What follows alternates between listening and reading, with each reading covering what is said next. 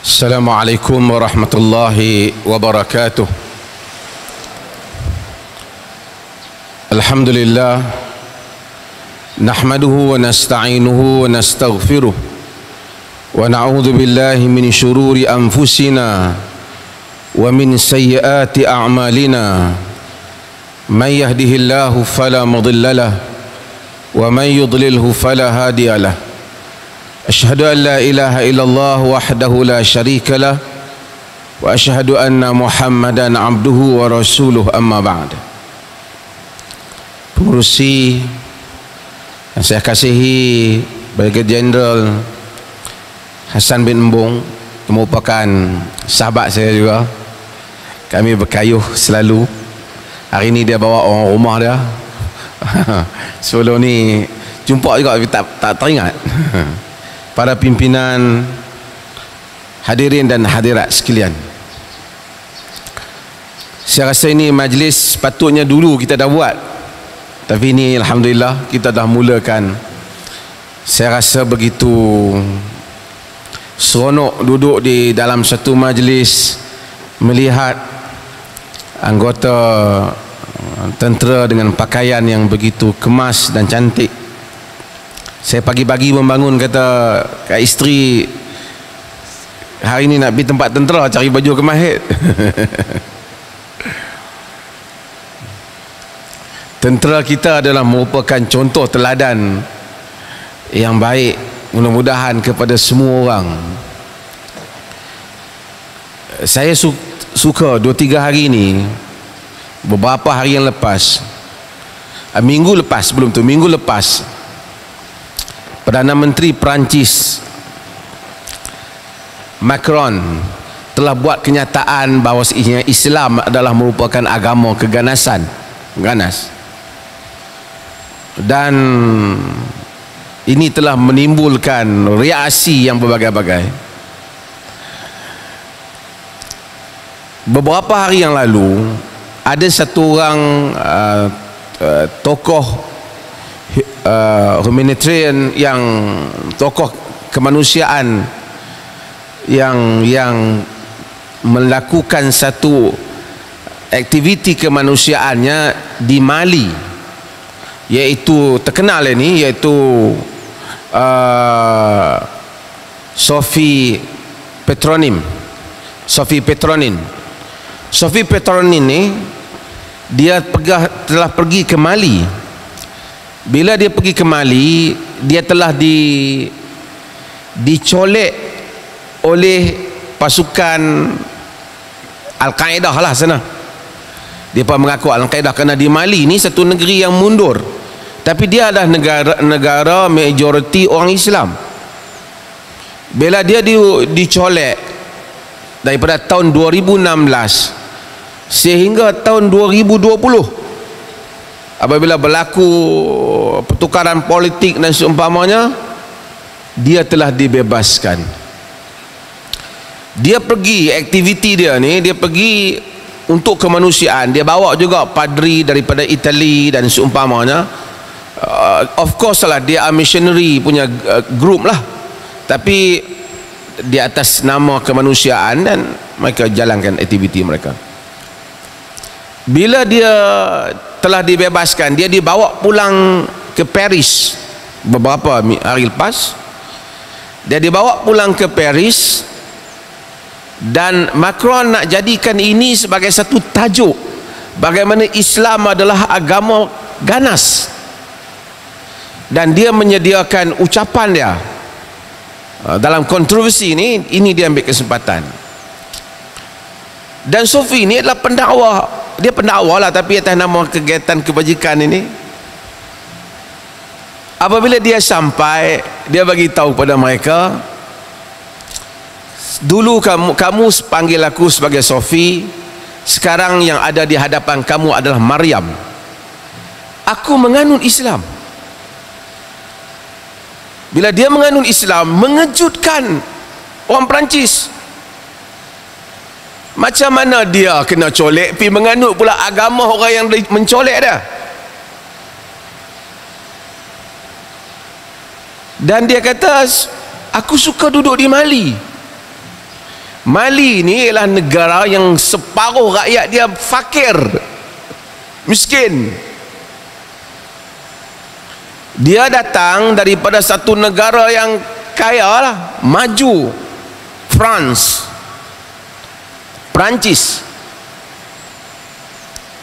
Tapi dia kata, aku menganut Islam. Bahkan dia bagi tahu pula, sepanjang dia dicolek, dia tidak disakiti, tidak daripada fizikalnya, tidak juga dengan perkataan. Saya bukan nak pro yang mencolek tu, tetapi nak menunjukkan apabila dia duduk, dia tengok orang Islam, walaupun ada kelemahannya, sembahyangnya, solatnya, budi bahasanya, dia menganut agama Islam. Dan ini bukan kali pertama. Ramai yang kita tengok sebelum ni daripada US, UK, yang pergi ke Iraq, yang pergi ke negara lain, yang mereka itu terperangkap di Afghanistan, yang mereka pulang dan menganut Islam. Maksudnya Islam itu ada kekuatannya yang tersendiri. Sekalipun dalam keadaan demikian, kalau kita orang colek kita 4 tahun, kita benci kepada pencolek itu dengan agama dia sekali, sebab dia pula berpakaian agama, tetapi dia telah berubah.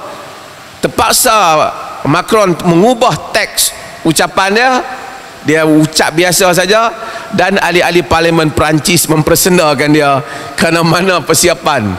Dia telah belanjakan berpuluh juta euro untuk balik dia tu, supaya nak bagi satu kempen lawan Islam di France. Tiba-tiba dia bawa balik satu orang sampai-sampai mengaku saya masuk Islam.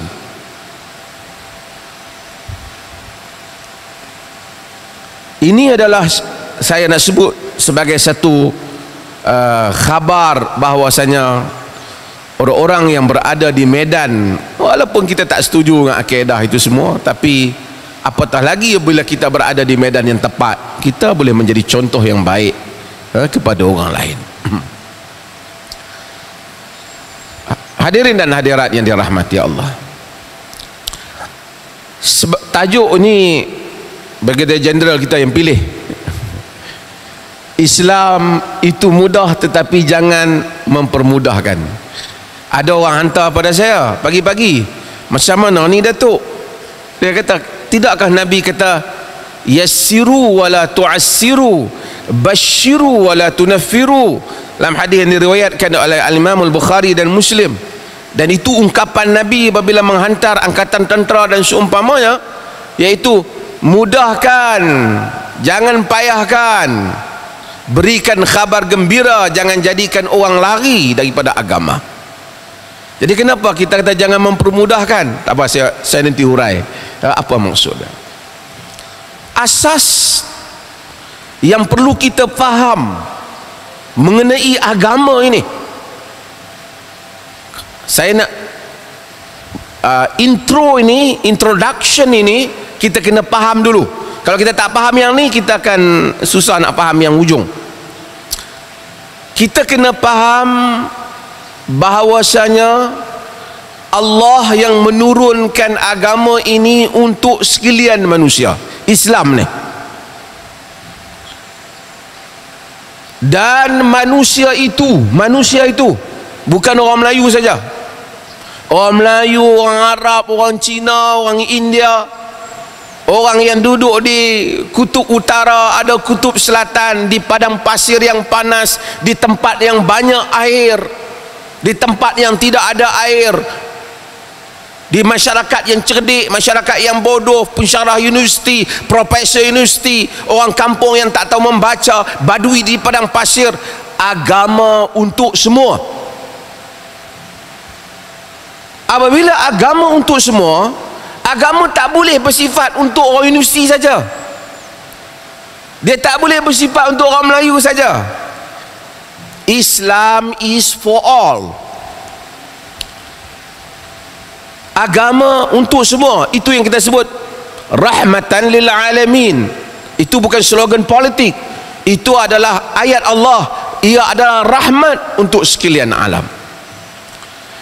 Apabila kita memahami hal ini, kita mesti akan memahami tak mungkin Islam sifatnya sesuai untuk orang Melayu saja, sesuai untuk orang Arab saja. Hukum hakamnya tak akan begitu.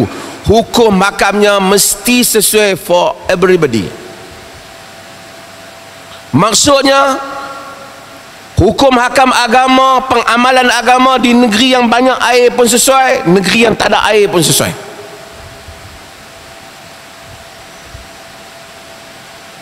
Di negeri yang orang sihat pun sesuai, orang tak sihat pun sesuai. Semua faham ini, kerana agama untuk semua. Untuk semua itu bukan semua pada zaman kita ini sahaja, bukan pada zaman Nabi Muhammad sahaja. Ia diturunkan pada zaman Nabi Muhammad sehingga zaman kita sampailah hari kiamat kelak. Agama mesti still valid. Agama mesti terus sesuai. Jadi kalau apa-apa penerangan agama, penghukuman agama yang keluar daripada mulut ustaz ke mufti ke syekh yang tidak valid, tak mampu dilaksanakan, tidak praktikal, ia bukan agama yang dimaksudkan oleh Nabi Muhammad sallallahu alaihi wasallam. Kena clear hal ini. Sebab Allah kata agama ni dihantar untuk manusia. Sebab itu yang kita lakukan. Allahu Akbar. Setiap hari surah yang wajib kita baca, Alhamdulillahi Rabbil Alamin. Segala puji bagi Allah, Tuhan seluruh alam. Alam apa saja, ia bukan alam orang Melayu saja, ia bukan alam orang Islam saja, ia semua. Bila kita faham ini, kita faham keadaan manusia berbeza-beza. Saya duduk dalam dewan ini, kalau gambar ni diambil lagi disimpan lagi 50 tahun mungkin orang akan heran. Pasal apa depa mari dengar ceramah mufti pakai tutup hidung dan mulut? Tak tahu. Sebab kita mungkin juga pasal keadaan berbeza. Kita dulu tak pernah terbayang hal ini berlaku. Kalau kita nak cerita pada anak cucu kita bahawa pada satu masa kami hampir setengah tahun kerajaan tak bagi keluar daripada rumah, duduk di rumah, pergi bekerja pun tak boleh, dia akan heran. Pasal apa? Kerana dunia berubah, ada kejadian-kejadian yang mungkin tak dikenali pada zaman lain, dikenali pada zaman yang lain, tetapi agama still valid. Agama mesti terus dapat diamalkan dalam segala keadaan. Itu sifat agama. Perkara yang kedua yang kita kena faham, yang ini selalu saya ulang, Allah Subhanahu wa ta'ala, Tuhan yang menurunkan agama Islam ini, tidak memerlukan kita. Segala ibadat yang kita buat, sebaik mana, secantik mana, seindah mana, segala ketaatan yang kita lakukan, tidak memberikan keuntungan kepada Allah sedikit pun. Kerana Allah itu ghaniyun hamid, kerana Allah itu maha kaya lagi maha terpuji. Dia tidak memerlukan kita, kita memerlukan dia. Maksudnya, jika semua kita menjadi hamba Allah yang paling saleh, sesaleh hati Nabi Muhammad sallallahu alaihi wasallam, tidak menambahkan sedikit pun kebesaran kerajaan Allah Jalla wa'ala, kerana Allah itu maha besar dan maha agung tanpa memerlukan kita. Jika semua kita menentang Allah, sejahat hati syaitan dan Fir'aun, tidak mengurangkan sedikit pun kekuatan dan kebesaran kerajaan Allah yang menguasai langit dan bumi. Bahkan dunia ini kalau kita lihat pada ilmu astronomi, tidak lebih daripada debu saja dibandingkan segala galaksi yang banyak besar, jutaan bilion bersanya. Allah Maha Besar, Dia tidak memerlukan kita. Habis kenapa Ia turunkan agama? Ia turunkan agama supaya kita membuktikan kita adalah hambanya, dan supaya agama itu memberikan manfaat kepada diri kita sendiri. Maka perkara yang penting untuk kita tahu, sesungguhnya agama limaslahatil ibad, agama itu untuk kepentingan hamba itu sendiri. Sembahyang kita tidak menguntungkan Tuhan, tetapi sembahyang kita memberi manfaat kepada diri kita sendiri. Demikian hukum hakam jual beli, haram riba, haram minum arak, haram bunuh orang, haram perzinaan dan seumpamanya. Kesemuanya Tuhan tetapkan supaya memberikan manfaat kepada kehidupan manusia. So kita kena faham, Tuhan tak ada untung apa-apa kita. Maka sebab itu perkara-perkara dalam agama, jika tiba-tiba kelihatan tidak memberikan apa-apa faedah, bahkan tiba-tiba merosakkan manusia kembali, maka itu bukan agama.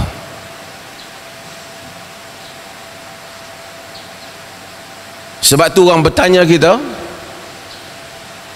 pasal apa tak bagi orang pergi masjid pada musim PKP, masa musim Covid? Kita kata bukan kita tak bagi, agama tak bagi musnahkan diri, tapi agama suruh sembahyang, dia suruh solat, tapi dia tak suruh musnahkan diri. Pada hari hujan pada zaman Nabi SAW, hujan bukan virus. Nabi suruh muazzin sebut sallu fi rihalikum, sembahyang di tempat kamu. Tak mau membebankan orang, karena Tuhan bukan nak mendera kita, Dia ingin melihat ketaatan dan niat kita. Sebab itu Dia suruh kita berpuasa. Kalau kita sakit, Dia suruh kita berbuka. Dia suruh kita salat berdiri. Jika kita sakit, Dia benarkan kita duduk, kerana Dia bukan nak, dalam bahasa kita, bukan nak ragging kita, bukan nak dera kita. Dia nak melihat ketulusan hamba kepadanya. Bila hamba itu ingin taat, hamba itu ada ketidakupayaannya, Dia memberikan kelonggaran pada hambanya. Sebab itu nama Tuhan banyak, nama Tuhan banyak, tapi yang dipilih untuk kita baca kitabnya Ar-Rahman Ar-Rahim. Bismillahirrahmanirrahim, dengan nama Allah yang maha pemurah, yang maha pengasih dan maha pemurah. Macam-macam nak terjemah bahasa Melayu, tapi Ar-Rahman dan Ar-Rahim semua daripada word yang sama, derive from the same word, iaitu Rahim. Allah Ta'ala ini kasih, sangat penyayang, sangat pengasih. Maka agamanya yang dibaca di dalam kitabnya itu pengasih dan penyayang. Kalau ia keluar daripada tabiat kasih dan sayang, ia bukan Islam. Berapa dah? 2, 3. Oleh kerana agama tujuannya maslahah, kita dapati agama ini dalam urusan pribadi, dosa pribadi, dia begitu bertolak ansur. Apabila membabitkan dosa kita dengan orang lain, dia bertegas. Maka Nabi SAW dalam banyak hal, orang datang mengadu dosa, kalau dosa tu pribadi, Nabi suruh balik, jangan mengaku. Ya Rasulullah, alastum ra'atan fi aqsal Madinah, wahai Rasulullah, aku telah berasmara dengan seorang perempuan di hujung bandar. Sebagai riwayat, aku buat semua kecuali zina je tak buat. Rasulullah diam, Omar diam. Omar dalam majlis, kata Omar, qad satarakallah law satarta nafsak. Allah telah menutup aibmu, mengapa tidak engkau menutup aibmu? Kenapa datang mengaku? Tak bayar. Lama dia tengok Nabi tak peduli dia, dia pergi. Nabi kemudian panggil, wahyu turun. Nabi bagi tahu, innal hasanat yudhibnas sayyiat, sesungguhnya pahala-pahala kebaikan menghilangkan kejahatan. Kamu solat, mohon ampun. Orang datang kepada Rasulullah, Ma'is bin Malik, ya Rasulullah, zanaitu fatahhirni, wahai Rasulullah, aku berzina, bersihkanlah aku.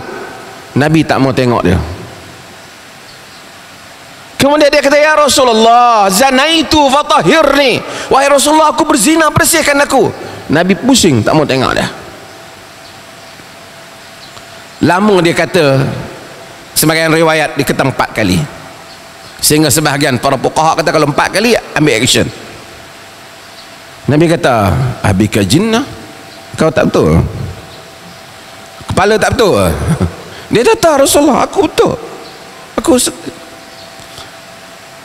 dia mari lagi. Rasulullah suruh sahabat halau dia keluar daripada tempat ni. Jangan dok mengaku, aku tak nak dengar. Dia mari dok mengaku juga.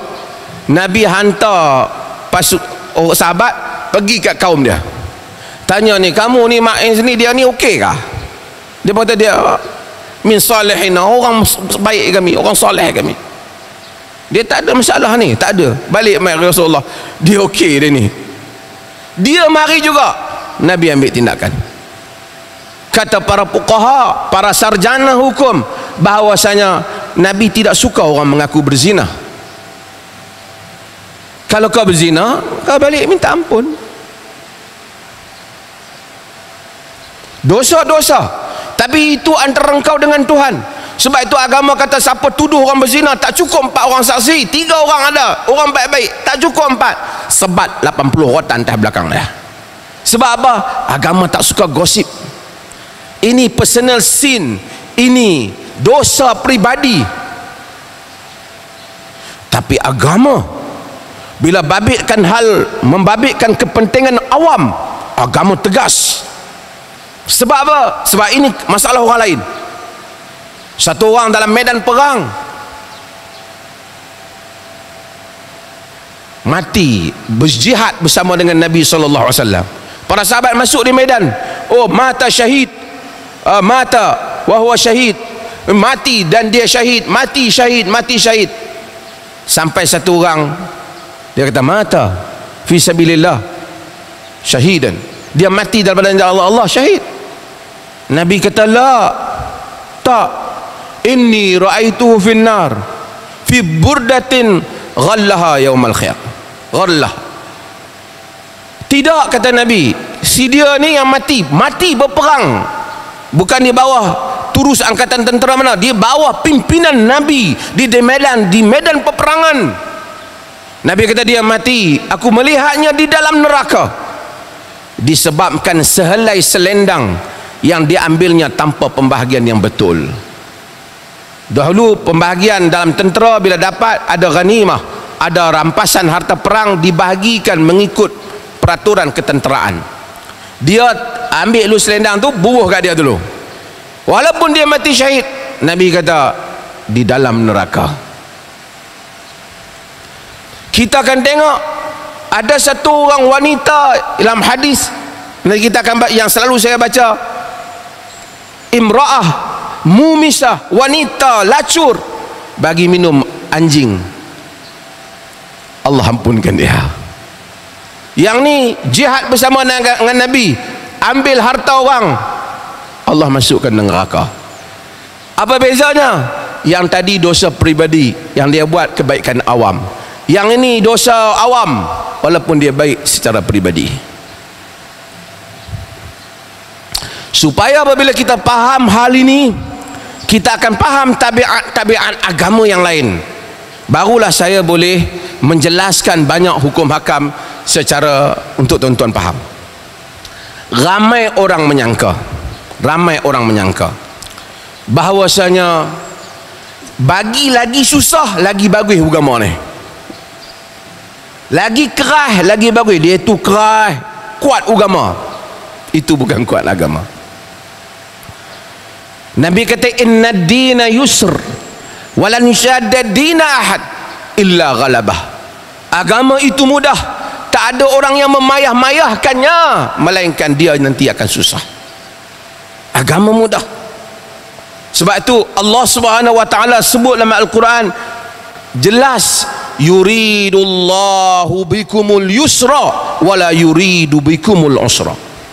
Allah mau daripada kamu senang, Allah tak mau daripada kamu susah. Balik pada prinsip yang saya sebut tadi, Rahman dan Rahim yang menurunkan agama. Bila Allah cerita hukum hakam dalam Quran, Allah menyatakan yuridullahu an yukhaffifa ankum wa khuliqal insanu dha'ifa.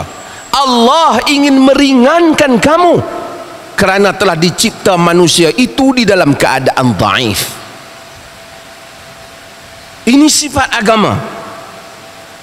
Allah ingin meringankan kamu. Dalam ayat yang lain Allah kata wa ma ja'ala 'alaikum fid dini min haraj. Kami tak jadikan untuk kamu agama itu susah. Siapa kata? Bukan ustaz, bukan mufti. Tuan punya agama, Tuhan Rabbul Alamin. Tapi kalau ada orang main nak ajar agama, dia tahu agama ni lagi susah, lagi bagus, dia menyanggahi empunya yang menurunkan wahyu.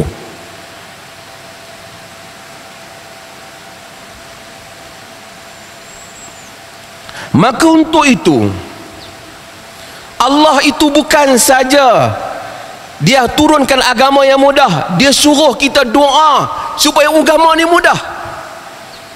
Rabbana wala tahmil alaina isran kama hamaltahu ala alladhina min qablina. Jangan bebankan kami dengan bebanan macam mana orang-orang yang sebelum daripada kami. Bila tuan-tuan dah faham asas ni, maka barulah saya nak bincang hak mana mudah tu. Kata Aisyah kata, isteri Nabi, ma khuyira Rasulullah sallallahu alaihi wasallam baina amrain illa akhadha aisarahuma ma lam yakun isman. Nabi ni tak diberi pilih antara dua benda, melainkan dia akan pilih hak mudah sekali selagi mana tidak berdosa. Syarat tidak berdosa lah, selagi mana tidak berdosa. Maka manusia ni ada macam-macam. Ada manusia kerja siang hari, dia bukan ada masa nak duduk di pejabat, dia kerja. Ada kerja lombong, ada kerja dalam lombong, masuk petang baru keluar. Ada kerja pomen, tangan berminyak daripada pagi sampai ke petang. Ada kena bela anak, siang kerja, malam pun kerja lagi overtime. Kalau agama kata yang masuk syurga semua yang semayang tahajud banyak saja, tak masuklah dia. Maka agama jadikan solat itu ibadat, bekerja itu ibadat, bela keluarga itu ibadat. Satu orang datang kepada Nabi sallallahu alaihi wasallam. Dia kata kepada Nabi, ya Rasulullah, akhbirni bima faradallahu alayya minas salat. Wahai Rasulullah, bagi tahu aku apa yang Allah fardukan daripada salat. Nabi kata as-salawatul khams, sembahyang 5 waktu. Melainkan kata Nabi antatawwa, melainkan jika kau nak buat sunat, kau boleh buat sunat.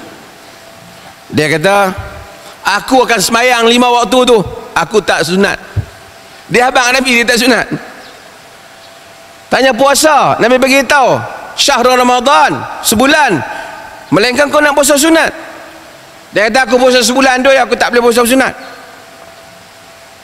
Lepas tu dia kata, habis Nabi terang hukum hakam Islam, dia kata wallazi akramak, demi Tuhan yang memuliakan engkau. Ni kadang-kadang depa ni mai badui apa semua ni, depa ni bukan ada bahasa sikit. Nabi tu layan. Nabi ni macam-macam. Ada orang bandar, bila orang bandar mai kadang-kadang cakap bahasa tak kena, Nabi marah. Saya selalu buat contoh. Apabila ada sahabat kata pada Bilal, atau ya bena Aswad, ya bena Sauda, wahai anak ya bena Sauda, wahai anak orang hitam, Nabi marah. Dia kata innaka mru'un fika jahiliyah, engkau satu orang yang ada jahiliyah. Pasal dia sentuh orang lain. Tapi bila badui mai, kadang-kadang dia kencing di masjid, dia pun nak marah kat dia.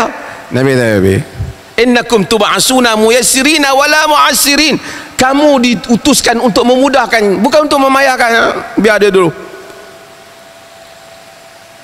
curah dia air atas dia. Pasal dia punya standard pemikiran tu tak sama. Bila mari orang macam ni, dia kata Rasulullah, wallazi akramak, demi Tuhan yang memuliakan kau, la atatawwa'u syai'an wala anqusu mimma faradallahu alayya syai'an. Wahai Rasulullah, wahai orang yang Tuhan telah muliakannya, aku tak sunat sikit pun, dan aku tidak akan mengurangkan sedikit pun apa yang Allah fardukan padaku. Hak fardu ni aku akan buat secukup-cukupnya. Nabi kata apa? Dia keluar, Nabi kata aflaha in sadaq. Nabi kata dia akan berjaya jika dia benar. Sebab itulah agama ada yang wajib, ada pula yang sunat. Kalaupun kita tak berupaya buat yang sunat, jangan tinggal yang wajib. Ada yang haram, ada yang makruh. Kalaupun kita tak upaya meninggalkan yang makruh, jangan buat yang haram. Kemudian yang haram pula ada klasifikasinya. Ada haram dosa besar, ada haram dosa kecil. Ada haram membabitkan dosa dengan orang lain yang tak boleh dimaafkan melainkan istighfar dan mohon maaf dengan orang tu. Ada haram yang membabitkan dengan Allah yang hanya kita dan Allah sahaja. Ini adalah kerangka agama yang mesti kita fahami. Dan ada orang dia tak sama. Ada orang pendiam, ada orang cakap banyak, ada orang serius, ada orang suka melawak. Sahabat Nabi pun macam tu. Ada sahabat yang suka bergurau. Yang kita tahu ada seorang sahabat yang dinamakan dengan Abdullah, orang panggil Abdullah, orang gelak kata Himar.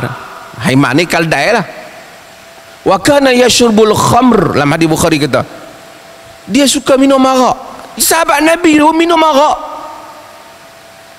Wa kana yudhikan nabiyyu sallallahu alaihi wasallam, dan dia juga suka bagi Nabi tergelak. Dia main, dia buat lawak, Nabi pun nak tergelak, tapi perangai dia arak tak boleh lekang. Ada satu hari bertangkap dia minum arak, bawa dia kepada Nabi sallallahu alaihi wasallam. Para Nabi kata idribu, pukul dia. Nabi kata hukuman minum arak. Kata sahabat, faminna man yadribuhu biyadih, ada yang pukul dia dengan tangan, ada yang pukul bisaubihi, dengan baju dia. Ramai-ramai duk pukul itu pasal dia ni keram. Kata Allah mal'in, ya Allah laknat dia, keram sangat minum arak. Nabi kata la tal'anuh, jangan laknat dia, fa innahu yuhibbullaha wa rasulahu, kerana dia sayangkan Allah dan Rasul. Macam mana minum arak sayang Allah dan Rasul? Minum arak dosa pribadi yang mungkin dia tak boleh tanggalkan. Nabi tak justifikan itu. Nabi tak kata boleh, haram, dosa-dosa besar. Nabi pukul dia, tapi nak lanat dia Nabi tak bagi, kerana Nabi tahu dia bukan minum arak kerana dia anti Rasul. Itu dia punya kelemahan dia. Jangan kata dia dilaknat. Laknat maksudnya dia hilangkan daripadanya rahmah. Itu agama. Saya nak cerita, itu agama. Nabi bukan kaki berhibur. Nabi pergi ke kenduri orang Ansar, dalam hadis riwayat Bukhari dan Muslim. Bila sampai ke kenduri orang Ansar, kenduri kahwin, senyap semua. Nabi buat ada, Aisyah radhiyallahu anha ada. Nabi kata maka nama'hum lahu, tak ada orang menyanyi. Nabi tanya, fa innal ansar yu'jibuhumul lahu, Orang Ansar ni bukan suka menyanyi kan, Nabi kata. Mereka pun tak nak nyanyi. Nabi ada.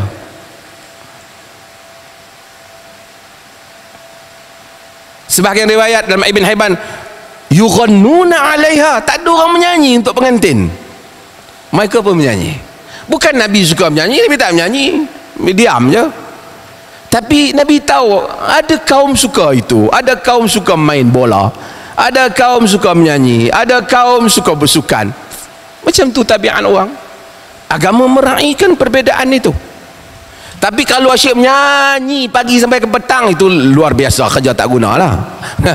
Dia tak kerja, dia kerja nak berhibur. Agama balance. Tapi agama meraihkan, ada kalau manusia mungkin ada suka bersyair, ada suka berpuisi, ada suka menyanyi, ada suka memanah, ada suka pergi memburu, ada suka mancing. Selagi mana ia tidak melanggar Allah dan Rasul, maka itu tabiat, itu kehidupan manusia. Saya nak cerita keluasan tabiat Islam ini. Okey, bila saudara-saudari faham hal ini, Rasulullah SAW itu wafat. Dia meninggalkan amalan-amalan agama untuk kita amalkan dengan prinsip-prinsip tadi. Ada perkara ulama-ulama datang kemudian. Di kalangan para ulama ada yang menafsirkan begini, ada yang menafsirkan begitu. Tafsiran-tafsiran ini tak kita katakan salah, kita namakan dengan ijtihad. Tetapi kadang-kala kita perlu melihat ijtihad itu dengan kesesuaian dan keperluan, di samping menyemak dalil-dalil yang ada berkaitan dengan agama. Saya buat contoh. Ada benda yang memang agama dah mudahkan. Agama ni ada dua. Ada benda yang tetap tak boleh berubah, ada benda yang boleh berubah. Akidah tak boleh berubah. Apa dia lagi? Kewajipan asas-asas Islam, sembahyang 5 waktu semua tak boleh berubah, tak ada ijtihad, kekal. Akidah umpamanya, walaupun dia akidah ini kepercayaan agama dia mudah, percaya berdasarkan fakta. Sebab tu kita di Perlis ni kita tak terima ni khurafat ni. Agama ni dia tak beban kita, dia suruh kita percaya pada Allah. Macam mana Allah itu? Kama wasafa nafsahu fi kitabihi wa kama wasafahu nabiyuhu sallallahu alaihi wasallam. Allah itu seperti mana yang dia terangkan dalam kitab dia, dan seperti mana yang Nabi dia terangkan. Lain daripada itu tak payah duk fikir Allah ni yang tak payah, cukup dekat dia bagi tahu kita. Ada orang selalu duk tanya, ada orang dia minat benda macam tu. Ya'juj dan Ma'juj ni keluar besok di muka macam mana, tinggi dia berapa, dia suka benda tu. Benda yang agama tak suruh dia cari. Kerana kalau awak tahu pun tak ada apa. Malaikat, dia suruh kita beriman dengan malaikat. Malaikat ni dia ni macam mana, depa ni masa tak payah, hak mana dia tak bagi tahu kita tak perlu. Sebab tu Nabi ajak, bila Jibril datang, tanya mata sa'ah, bila kiamat. Jibril tanya Nabi sebagai satu pengajaran untuk orang lain. Nabi kata mal mas'ulu anha bi'a'lam minasya'il. Tidaklah yang ditanya lebih tahu daripada yang bertanya. Aku dan kau dua-dua kita tak tahu. Tapi sekarang kita tengok pergi internet apa semua, tarikh kiamat. Dia suka tajuk tu.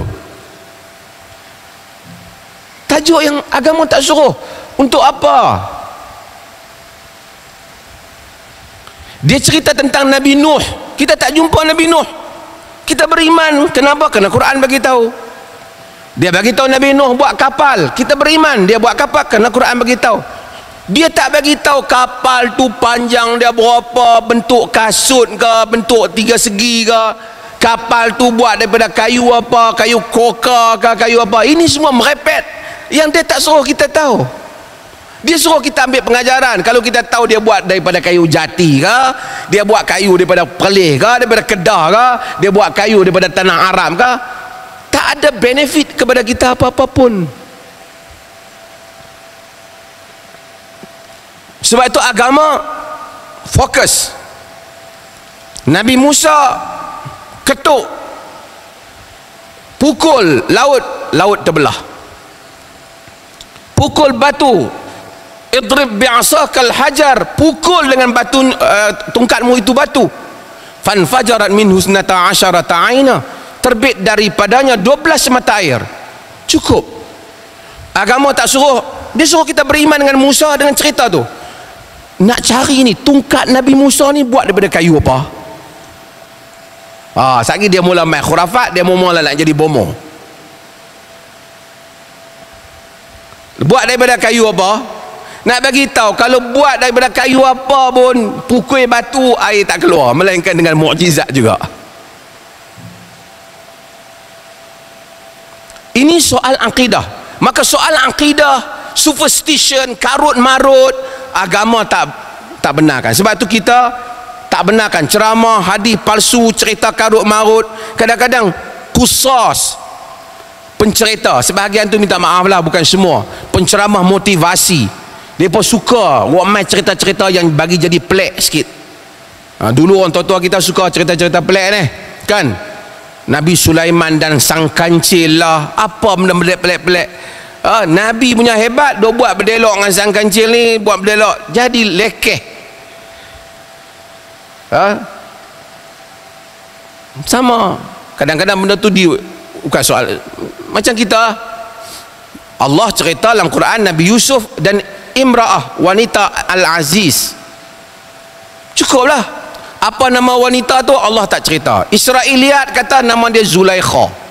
Tak apalah nama dia Zulaikha, itu satu andaian buku Yahudi kata. Mungkin Yahudi dia quote daripada mak bapak mereka dalam kisah dulu. Tapi orang Melayu kadang-kadang ambil cerita tu bagi lajak sikit dengan riwayat-riwayat yang tak ada. Zulaikha ni kemudian dia pergi kahwin dengan Nabi Yusuf, padahal dia isteri menteri tu, mak saudara, mak angkat dia tu.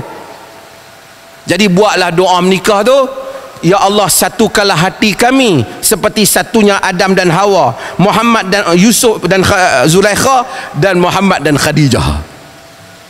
Mana Yusuf kahwin dengan Zulaikha ni? Tak ada. Tak perlu kita fikir hal-hal itu, kerana dia tak ada. Mungkin dia kata Zulaikha kemudian tua jadi muda balik, kemudian kahwin Yusuf. Itu cerita Yahudi, tak termasuk dalam rukun iman untuk kita percaya.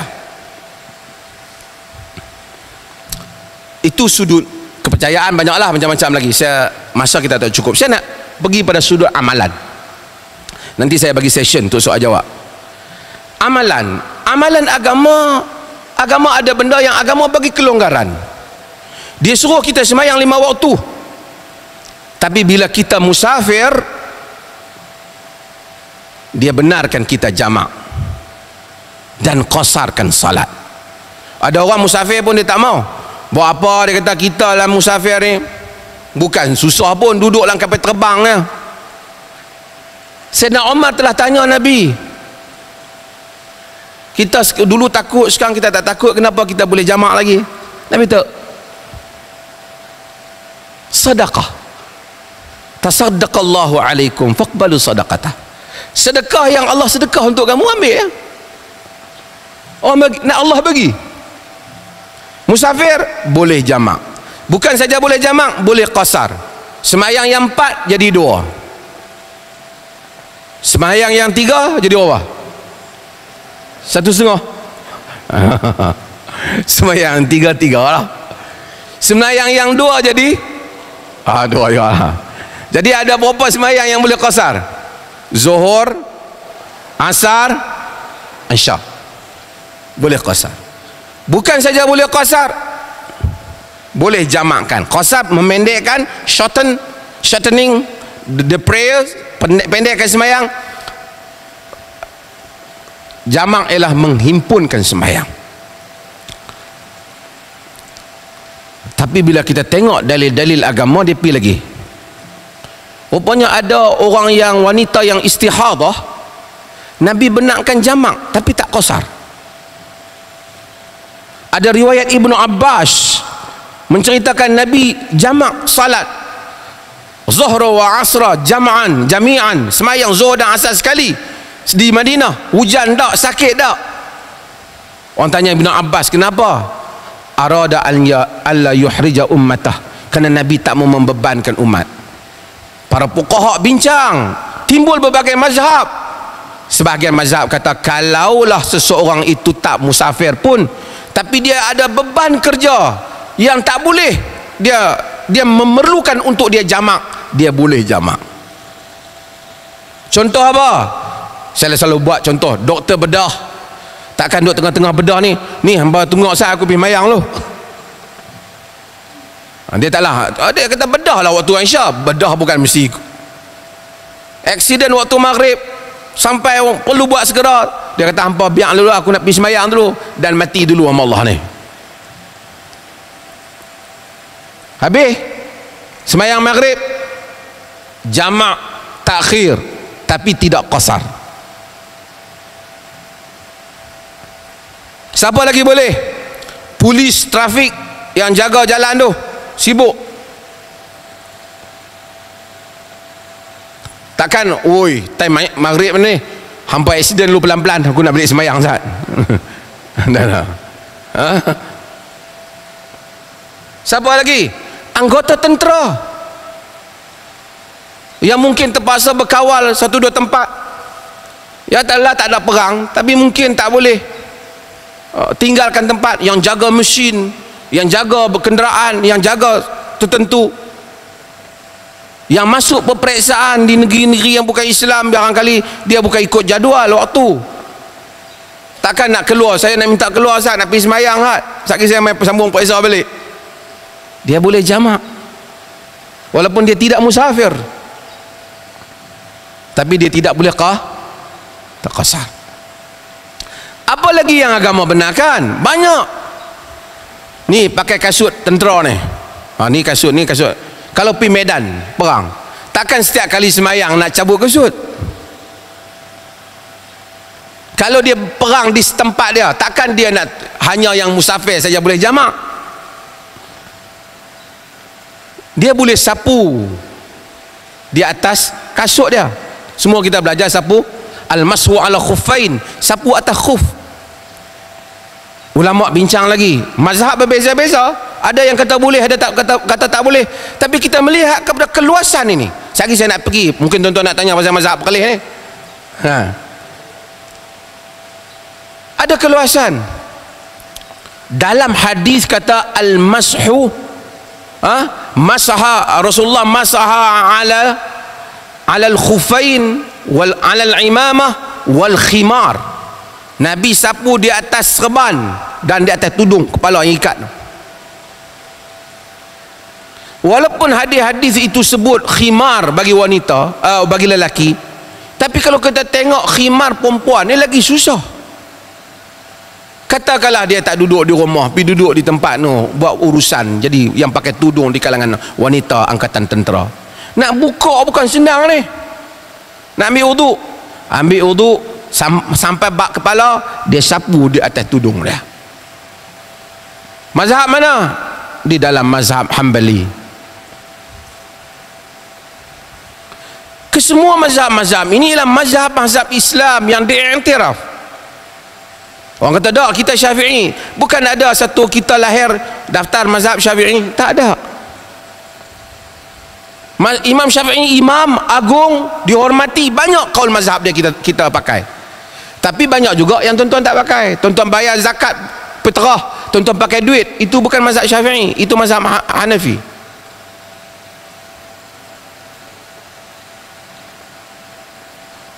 Tuan-tuan beli barang tu tak sebut saya jual, saya beli, pakai keluar mesin macam tu saya. Kadang-kadang ambil pergi tak duit kat kedai tu pun membagi barang, itu Hanafi.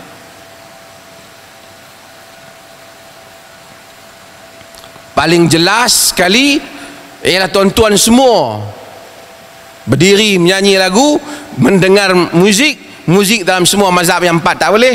Itu mazhab Ibn Hazm al-Andalusi.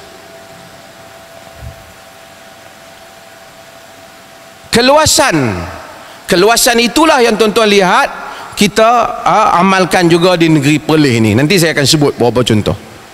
Maka fatwa-fatwa kita melihat kepada soal kemudahan untuk orang awam dan juga soal bagaimana melaksanakan tujuan agama. Saya selalu buat contoh merata dah, berulang kali tuan-tuan pun dengar. Di Perlis ni tanaman apa yang terkenal?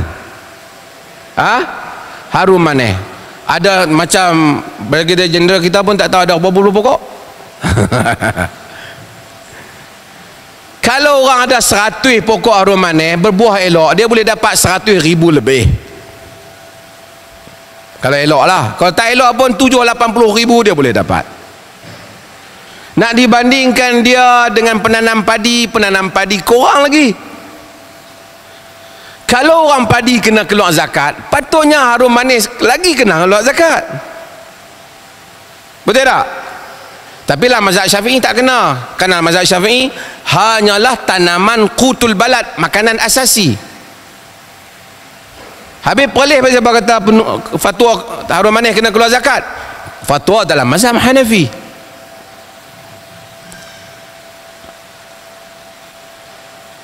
Kerana itu lebih memenuhi tujuan. Tak kalau orang miskin sikit kena, hak kaya tak kena. Supaya tuan-tuan faham apa yang diamalkan di dalam negeri Perlis itu ialah amalan yang ada di dalam mazhab-mazhab imam-imam yang mu'tabar. Mungkin tuan-tuan pasal bila ramai Perlis ni kadang-kadang dia tak tengok fatwa-fatwa tu, dia hanya tengok di Perlis ni bismillah tak dengar. Itu yang dia tahu. Pasal apa bismillah tak dengar? Perlis ni dia pun tak bismillah kan? Dia pun bismillah, tapi mereka bismillah perlahan. Awak Perlis pelik sangat ni. Dia tak pelik. Mazhab Hanafi bismillah perlahan. Mazhab Malik tak bismillah langsung, makruh lagi. Masuk bismillah di dalam bacaan, saya maksud ni bismillah bagi Fatihah dalam solat. Mazhab Syafi'i bismillah kuat, wajib bismillah kuat. Mazhab Hanbali bismillah perlahan. Yang tuan-tuan duk tengok seluruh dunia ni, tuan-tuan pergi Masjidil Haram, pergi Tanah Arab, pergi UK, pergi Pakistan, pergi semua mazhab, kebanyakan memang bismillah perlahan. Sebab itu majoriti mazhab. Depa tengok Perlis, depa kata Perlis ya buat macam tu. Hak kata tu dia tak pernah pergi mana. Dia duduk kampung dia. Pergi Masjidil Haram sama. Perlis satu lagi dia kata tak kunut. Satu hai. Aku tak sembahyang subuh tak apa, tak kunut jangan. Doa ni. Ada. Dia tak, aku orang tak sembahyang subuh aku tak apa, tapi kalau orang tak kunut aku takut tak puas hati. Kalau ada yang teruk lah kan. Mazhab Hanafi, mazhab terbesar dalam dunia ni, mazhab Hanafi lah. India, Pakistan semua ni, Iraq semua ni mazhab Hanafi, tidak kunut. Mazhab Malik kunut sebelum rokok.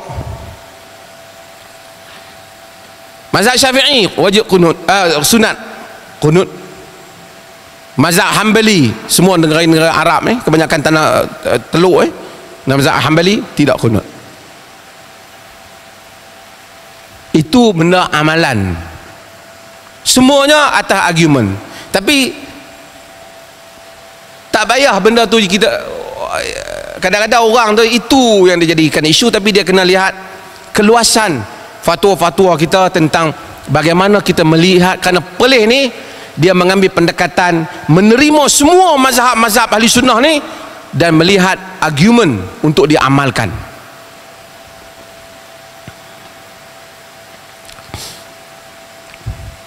Saya buat beberapa contoh yang lain lah. Saya lagi boleh tanya. Ni contoh ni tak ada dalam fatwa lah, tapi saya nak buat contoh. Terutama polis, askar pun ada juga yang terlibat. Orang lalu tanya saya kenang, bila mereka yang terlibat dengan unit yang ada anjing, unit yang ada anjing, macam mana? Pasal dalam mazhab Syafi'i dia memang sensitif dengan anjing ni. Kena anjing yang basah ni, nak kena basuh sebanyak 7 kali satu kali dengan air tanah, sehingga menyebabkan kita memang rasa seriau dengan anjing. Seriau dia gigit ke, seriau kena basuh, tak tahulah. Saya memang tak minat anjing ke kucing ni, saya tak minat. Tu bukan kerana masalah agama, memang jenis tak minat. Itu cerita lain. Agama sendiri, apa pandangan agama tentang anjing ni? Pasal dia kata hampa hak unit anjing ni, duk main dengan anjing ni, bagi orang kafir lah, orang Islam jangan duk pegang.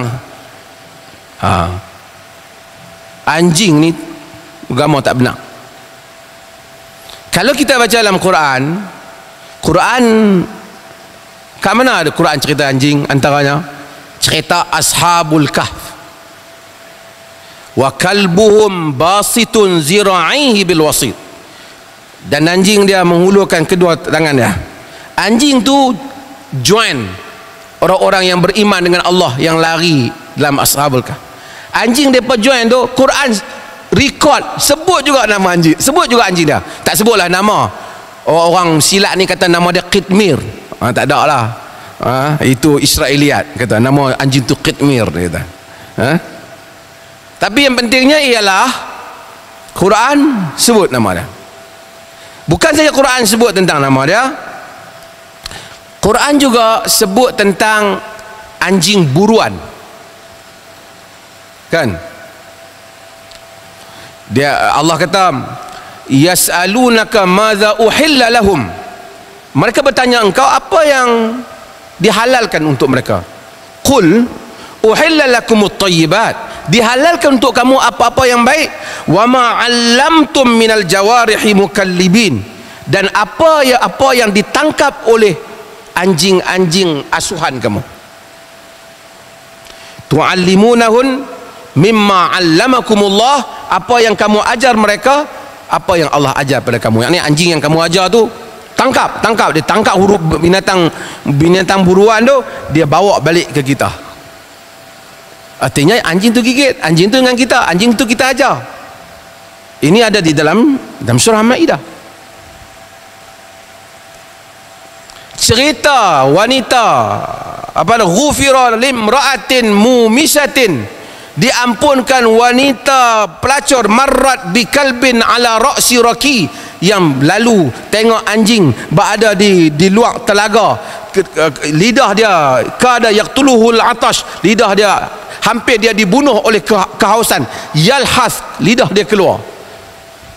Perempuan tu bagi dia minum air, dia diampun dosa. Maksudnya dari segi anjing tu, pegang anjing, tolong anjing, tidaklah satu isu yang besar dalam agama. Habis itu mana mai isu ni? Isu ni mai berapa? Dua benda. Pertama, kerana Nabi kata dalam berbagai riwayat, berbagai lafaz, antaranya Nabi kata tuhuru ina'i ahadikum idza walagha fihi al-kalbu an yaghsilahu sab'a marrat ulahunna biturab. Basuh bekas kamu apabila dijilat oleh anjing sebanyak 7 kali, salah satu yang awalnya daripada tanah. Ini selalu saya hurai dah, tapi saya untuk yang unit ni saya sebut lagi sekali lah. Nabi kata basuh 7 kali, satu dengan tanah bila anjing menjilat. Maka ulama-ulama dia khilaf pendapat. Ada yang kata kalau anjing jilat baru 7 kali, kalau basah dia tak kena, dia jilat saja. Sebab Nabi kata walag wulugul kalb, jilatan anjing. Maksud kalau anjing tu tak jilat, tak payah 7 kali satu ayat tanah. Mazhab Syafi'i kata kalau badan anjing basah pun sama dengan jilat lah, kerana jilat tu basah. Tapi sains moden menunjukkan jilat dengan basah badan anjing tak sama. Jilat ada air liur yang ada virus yang lain yang dihapuskan dengan tanah.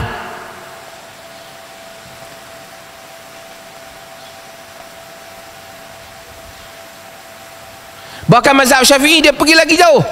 Dia kata kalau anjing kena basuh 7 kali, babi pun lagi teruk, babi 7 kali juga. Padahal Nabi tak sebut babi, Nabi sebut anjing.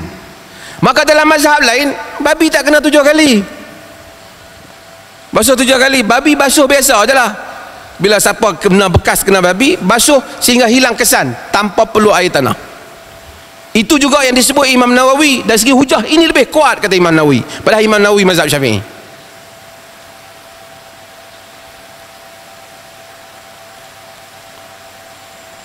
Dalam mazhab Malik dan seumpamanya, dia kata jilatan anjing basuh 7 kali dengan air tanah ini galakkan, bukan kewajipan.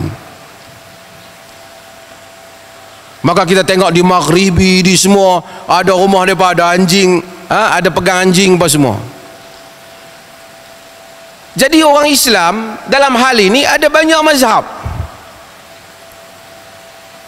Hadis Nabi semua tahu, tapi Nabi kata bila anjing jilat. Ada yang kata jilat masuk jilat, ada yang kata basah pun kira jilat juga. Tuan-tuan, orang yang berterlibat dalam tugasan tersebut, kalau setiap kali basah nak kena pergi basuh 7 kali, mungkin susah. Mungkin tuan-tuan boleh ambil apa yang disebut dalam mazhab Imam Ahmad khususnya, jilat-jilat je lah. Kalau tidak anjing buruan yang Quran benarkan dia pergigit.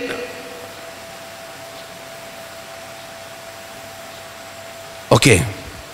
Cumanya ada hadis yang Nabi kata, man amsaka kalban, siapa yang bela anjing, fa innahu yanqusu kullu min amalihi qirat, kullu yawmin min amalihi qirat. Siapa yang bela anjing, setiap hari kurang 1 qirat pahala dia. Sama Bukit Uhud. Ulama bincang, haram ke makruh?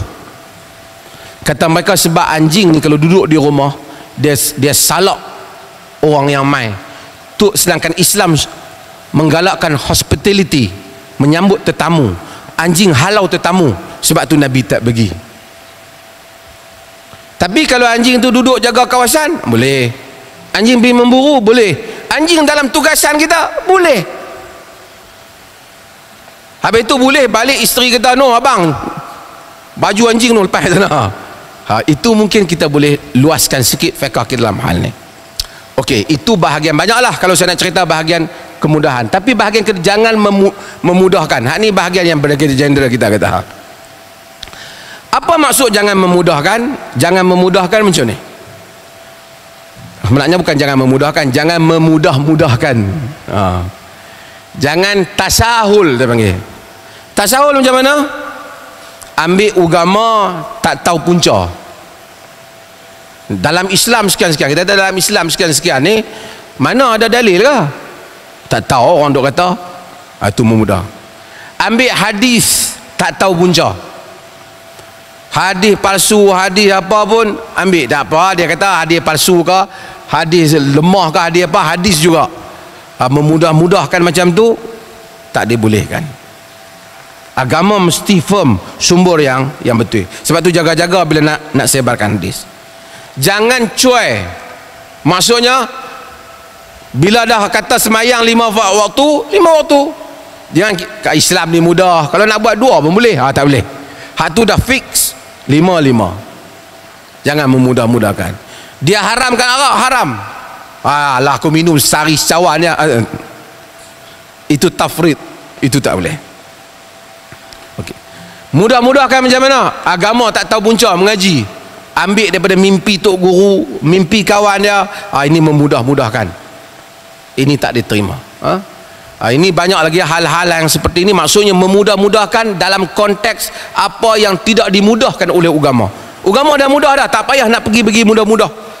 Kalau kita confuse, kita tanya pada ahli dia apa yang boleh dan apa tak boleh. Okay, insya-Allah saya cukup, saya cakap ni sejam. Saya nak buka pada sesi soal jawab dan saya minta pada pengurusi tadi, saya macam biasa, saya memang kendalikan terus majlis ni. Boleh tak? No? Saya kendali supaya tak pergi banyak masa. So saya yang tak nak tanya terus boleh tanya, saya jawab terus di sini insya-Allah.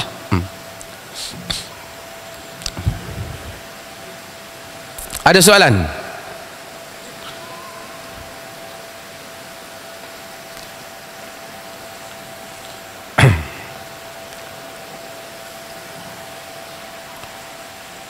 Okay, sila.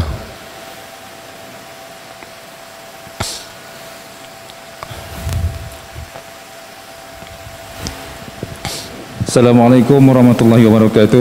Salam. Saya 1149202 Sajjad Firdaus Ahmad daripada 30 SSB. Soalan saya kepada Sayyidul As-Samad Datuk Arif Perkasa, adakah hanya melaksanakan rukun Islam yang kelima secara lengkap sudah cukup untuk menjadikan kita sebagai hamba Allah yang bertakwa? Itu saja, Datuk. Terima kasih. Tak dengar. Boleh sekali lagi ya? Jauh sikit dari mikrofon. Adakah hanya melaksanakan rukun Islam yang kelima, mengucap 2 kalimah syahadah, solat, puasa, zakat, haji, sudah lengkap untuk kita menjadi hamba Allah yang bertakwa? Terima kasih, Datuk. Sama. Okey. Tadi saya sebut sedikit. Yang lain nak tanya nanti lepas ni kita habis satu soalan. Dalam agama ada perkara yang wajib. Bila kita tunaikan yang wajib, artinya kita telah menunaikan hak Allah. Cumanya apabila kita menunaikan itu, mungkin kadang-kala kita tunaikan itu tidak cukup sempurna, maka ia ditampung dengan amalan sunat. Itu datangnya peranan amalan sunat. Tapi kalau kita macam badui tadi, yang dia rasa perfect, dia boleh buat, maka dia telah buat tanggungjawab dia. Cumanya amal agama ini dia bukan sahaja kita bertugas, ni pun amalan agama. Maksudnya kita keluar daripada rumah, kita semayang subuh, kita solat, kemudian kita keluar rumah cari rezeki, tahankan negara, bawa rezeki balik pada anak isteri. Kata Nabi, hatta ma ja'altahu fi fami imra'atik sadaqah, sehingga apa yang kau jadikan dalam mulut istrimu, ia adalah sedekah. Artinya walaupun zahirnya kita amalkan itu, banyak lagi yang kita amalkan dengan niat lillahi ta'ala, kita mengamalkan agama. Walaupun kita tengok aku hanya semayang 5 waktu, tapi kita jumpa kawan dia, Assalamualaikum, kita amalkan agama. Kita senyum kepada dia, kita mengamalkan agama. Kita amanah terhadap kerja kita, kita mengamalkan agama. Cuma dalam agama ni, macam saya kata tadi, ada benda yang levelnya wajib, must, dia mesti buat. Ada benda yang levelnya sunat, digalakkan kita buat. Ada benda yang hak kita buat, kita ni kalau boleh pada zaman ni, kalau boleh, mungkin saya pun tak mampu, mungkin tuan-tuan pun ada yang tak mampu, kalau boleh pada zaman ni, buat yang wajib dan jangan buat yang haram. Oh, hebat dah. Pasal yang haram ni dia banyak, ada kategori yang besar, ada kategori yang kecil, ada dosa kecil, ada dosa besar. Dosa-dosa kecil mudah-mudahan diampunkan dengan salat, dengan wudu.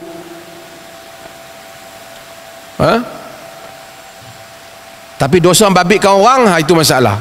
Kemudian ada benda yang mana makruh. Makruh ni kena tinggal jugalah. Tapi kalau kita buat dia juga, dia tidaklah sampai kepada haram.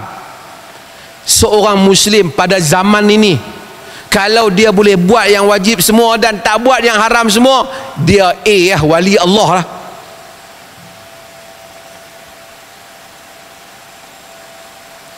Itu level yang cuba kita kawal.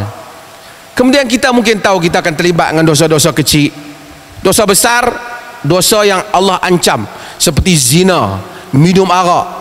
Zina maksudnya zina lah. Ada zina mata, dosa juga, tapi ia bukan sampai pada zina di mana kemaluan lelaki masuk ke dalam kemaluan perempuan.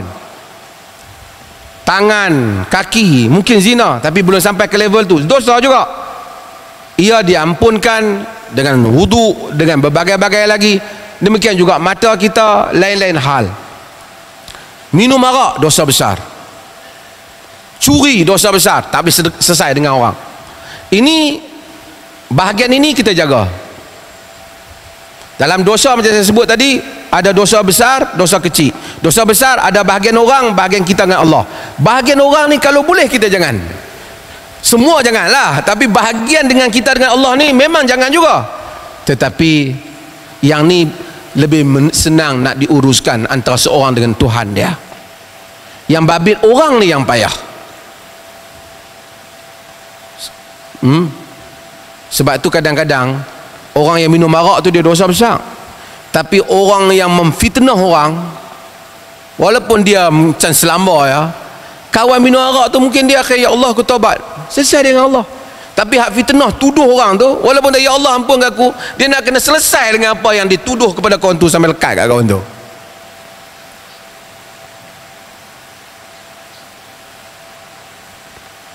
Dan ini adalah pembahagian-pembahagian ni, mudah-mudahan saya dan kita semua cuba mendisiplinkan diri.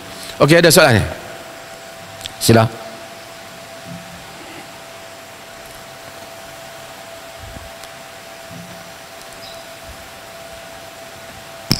Assalamualaikum warahmatullahi wabarakatuh. Datuk Mufti, saya ada dua soalan di sini. Yang pertama sekali tentang bid'ah hasanah berkenaan dengan kunut tahlil itu ini, setengah-setengah qaryah dan setengah-setengah tempat berkenaan dengan berlaku kematian.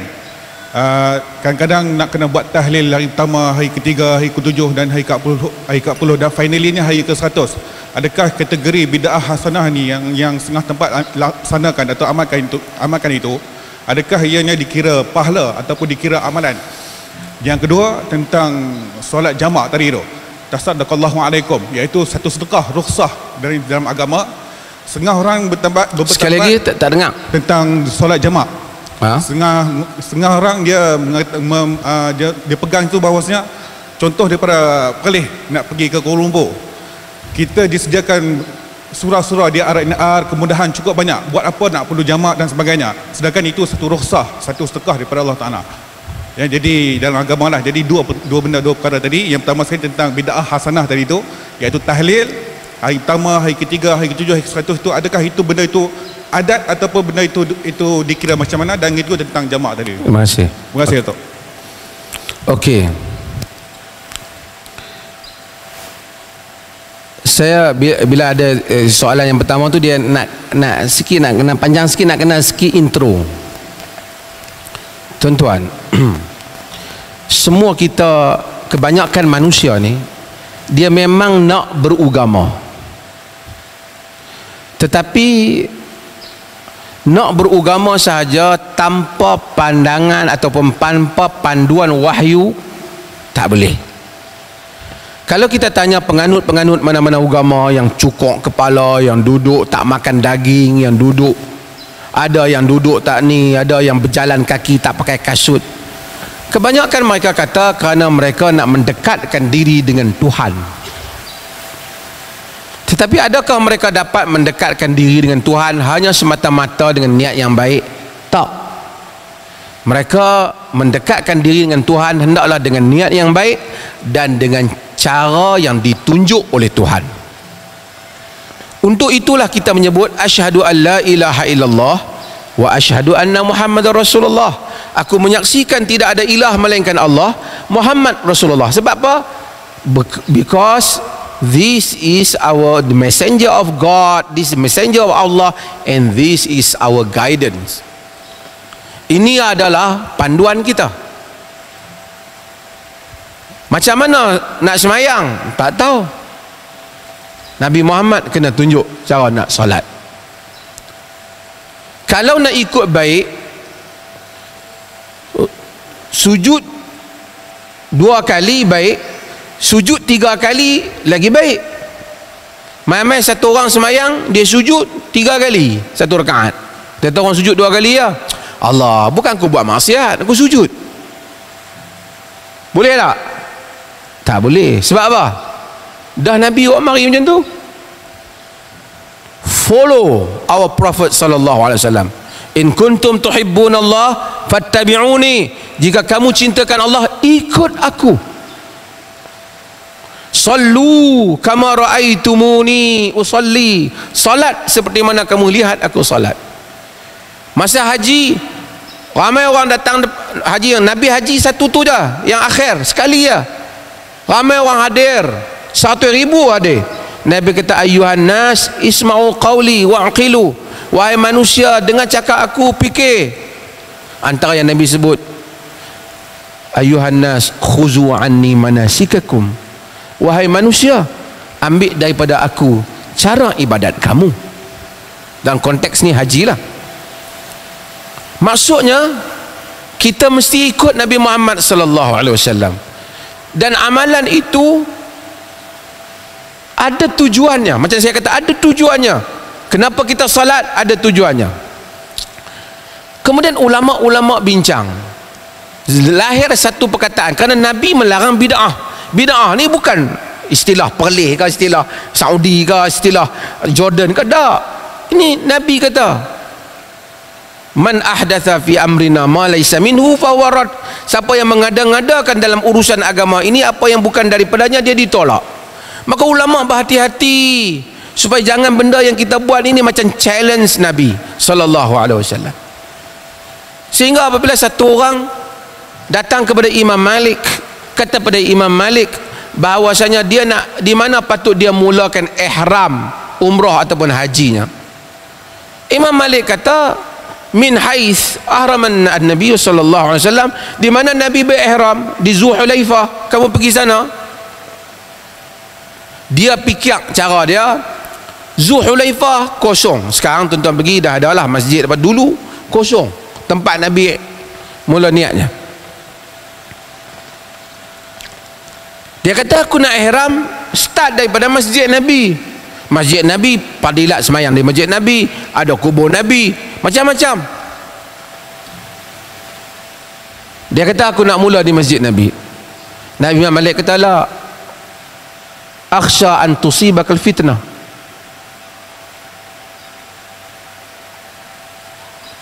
Jangan, nanti kamu akan ditimpa fitnah. Dia kata pada Imam Malik, fitnah apa? Aku buat yang lebih baik. Kalau Nabi buat kat sana dulu, ni aku buat di masjid dia lebih baik. Imam Malik kata ai fitnatin a'zam min antara annaka sabaqta ila fadilatin qassara anha Rasulullah sallallahu alaihi wasallam.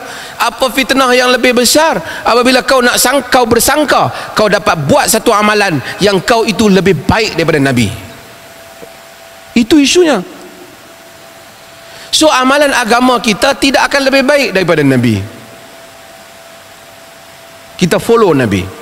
Mungkin juga ada amalan yang mungkin lebih baik kita buat. Mungkin Nabi sedekah sebanyak ni, kita sedekah lagi banyak, mungkin dari segi zahir, tapi benda itu di dalam keizinan Nabi SAW. Tak apa. Kemudian ulama bincang masalah perkataan bid'ah hasanah.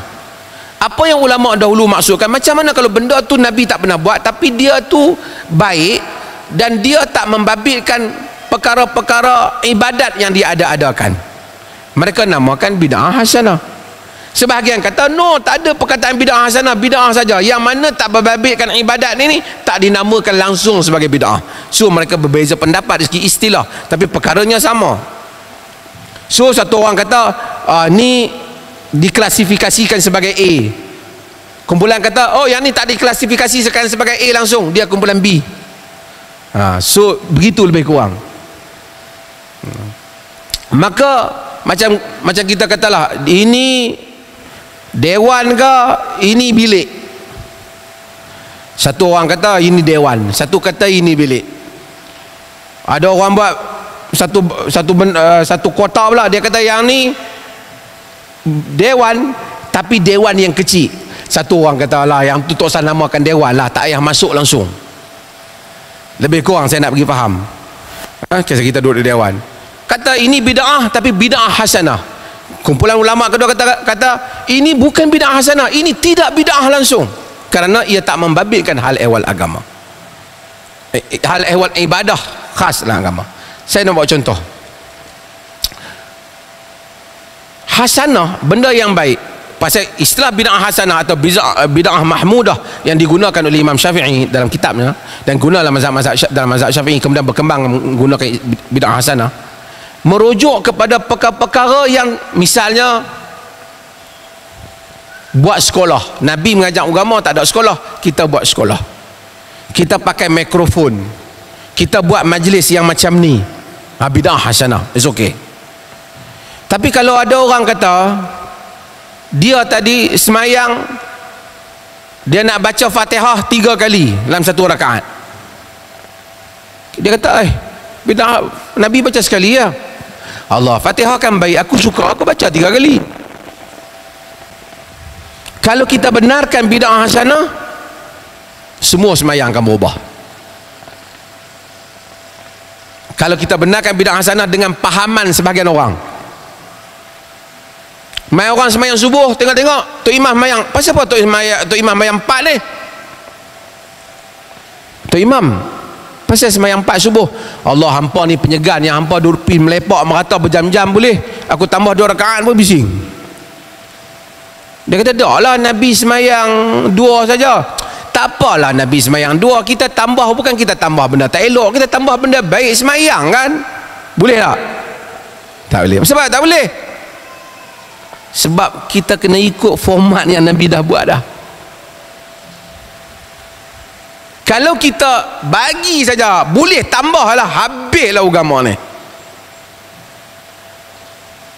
Mai-mai orang buat semayang Jumaat tak kuat, Jumaat seminggu sekali khutbah.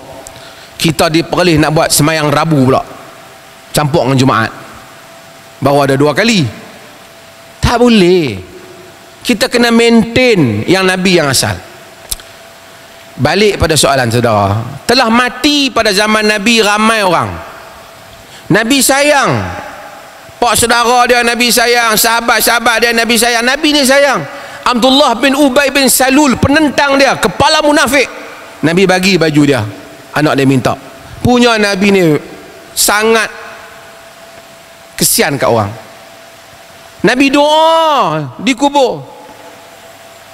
Bila Nabi pergi, Nabi doa supaya Allah meringankan azab mereka di kalangan, bukan semua tempat. Nabi lalu, Nabi bagi salam pada mereka. Mereka mati, Nabi solat, Nabi ajar doa, Allahumma ghfir lahu warhamhu wa'afi wa'fu anhu. Tapi Nabi tak pernah pula buat kenduri 1, 3. Nabi tak pernah. Adakah Nabi tak tahu ada kaedah lain lagi yang nak boleh bagi mayat lagi untung, lagi bahagia di akhirat kelak? Adakah Nabi tak tahu?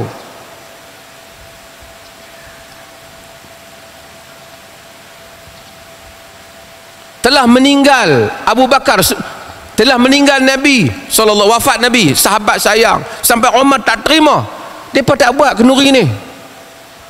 Telah wafat Abu Bakar, depa tak buat kenduri ni. Adakah kita lebih sayang dan lebih tahu apa yang Allah dapat ringankan azab si mati lebih daripada Nabi dan para sahabat? Itu isu dia. Kalaulah kalau nak doa, boleh doa, tak ada masalah, ada banyak riwayat Nabi doa. Tapi kalau buat kenduri saja, bagi duit kat orang ni, setengah orang lah di sini tak ada lah. Dia kata ni hampa tak buat kenduri, pak hampa ni malam 7 ni. Tak buat, Allah kesian kat pak hampa, anak-anak bola zaman lot. Cik dia. Sebenarnya bukan kesian kat pak tu, kesian kat depa nak makan tu. Cuba depa main-main rumah kita, tengok-tengok kita bagi air teh saja dengan roti, depa kata ish tak patut. Kalau orang mati kita buat kenduri 1, 3, 7 ni, menyebabkan depa tiap hari tu dapat pahala bertambah, orang kaya masuk syurga. Orang kaya duit banyak. Orang miskin hak roti biskut ni lambat lah. Orang tahu dah malam ketiga hari tu kena biskut dah, malam ketujuh siapa tak pergi, tinggal 2 orang lah. Agama bukan begitu materialistiknya. Sebab itu hal itu tidak diamalkan di sini. Siapa mereka nak buat hal lain tu dia hal mereka, tapi kalau ditanya kita, itu persepsi kita dalam hal ni, pandangan kita. Okay, ada soalan ni? Sampai pukul berapa tahu kita? Okey, sila.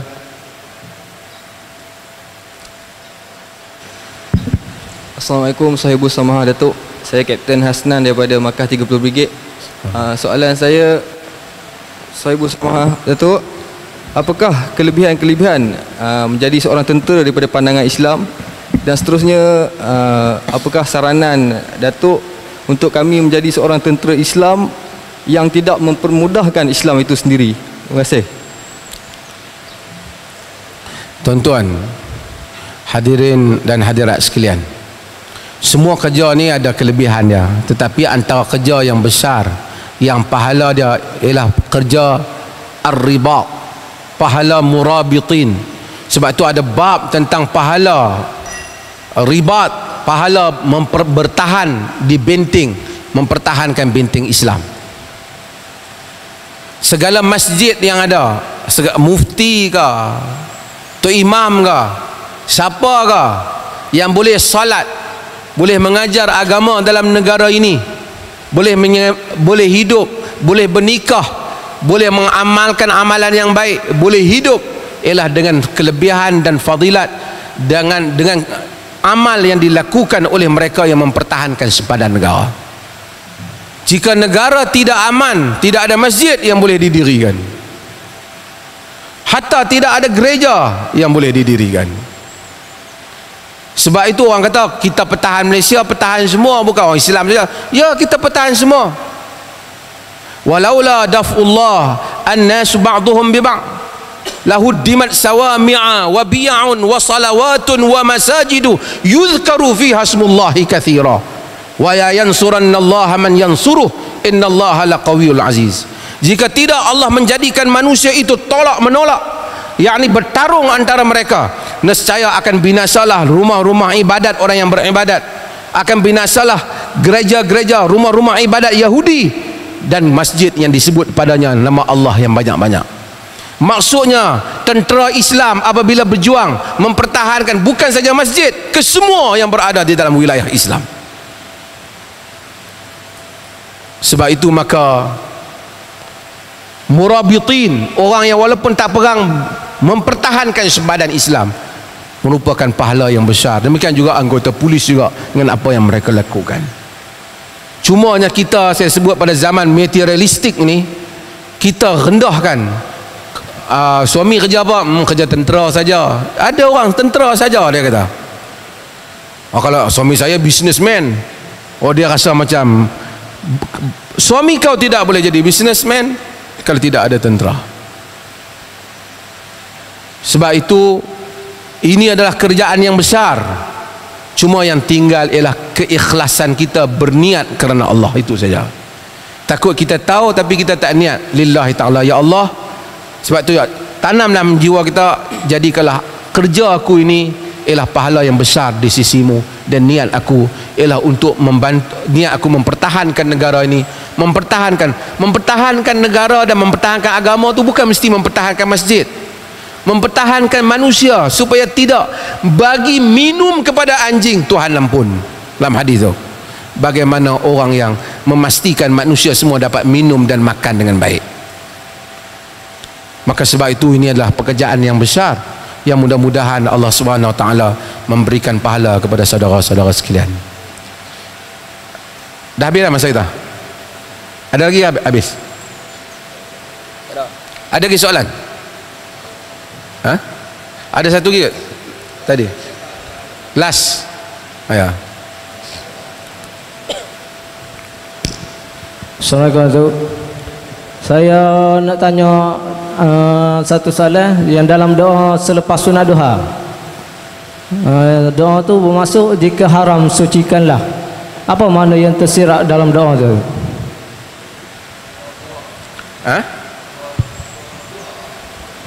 Doa selepas sunat duha ada yang bermaksud jika haram sucikanlah.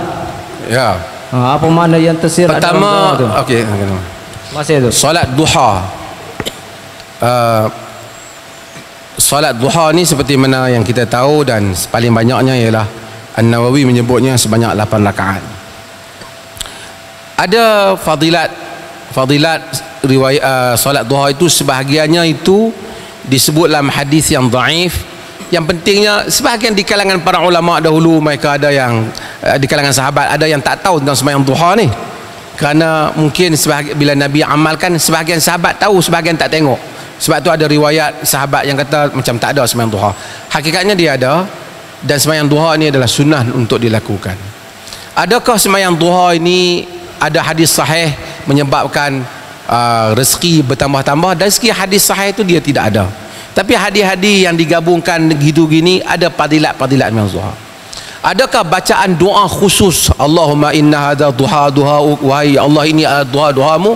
Riwayat hadis ini juga dhaif. Dhaif.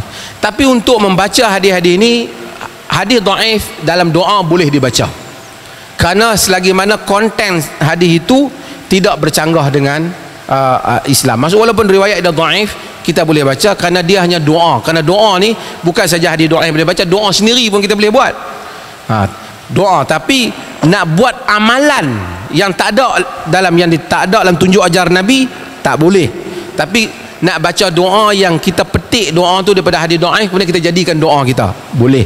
Kita dengar kawan kita doa dia tu bagus, kita tiru doa dia, kita doa untuk kita balik macam doa dia, boleh tak? Boleh. Kerana itu ialah permintaan kita kepada Allah SWT. Boleh kita gunakan hadis-hadis yang seperti itu. Sekian. Habis kau nak? Terima kasih. Habis dah? Masa habis dah? Habis. Habis.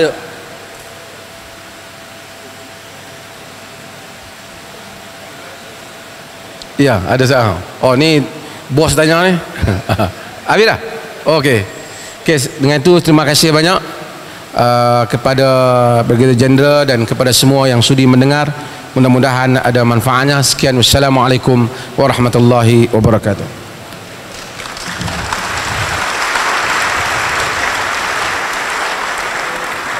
Majlis merakamkan ribuan terima kasih kepada Sahibus Samahah Datuk di atas kuliah khas yang disampaikan.